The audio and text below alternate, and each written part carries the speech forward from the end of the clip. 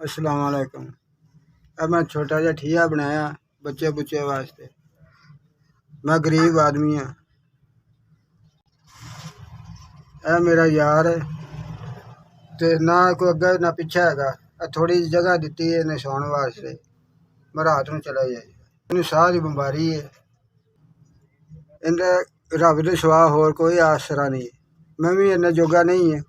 मदद करो जी, कोई खुदा तो अलावा कोई आसरा नहीं है जी। मैं सही सही रात सौंदा नहीं जी, मेरे को दवाई वास्ते पैसा नहीं है।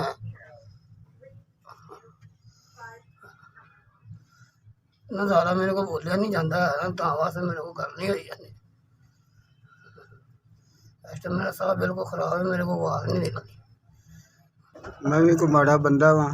मैं इन्ना जोगा नहीं हैगा कि मैं दी दवाइयां लै आवां। बड़ी मेहरबानी कुछ मदद कर दो। इन्हें की दवाइयां दुइयां मैं लै आवां।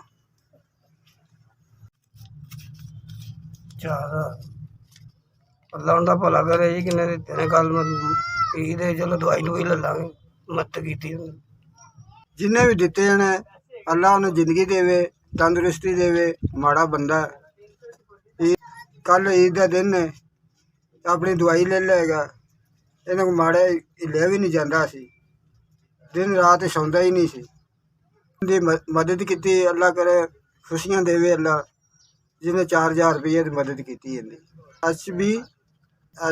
एस नाल तुहाडी बड़ी मेहरबानी जिन्हें 4000 रुपया दिता।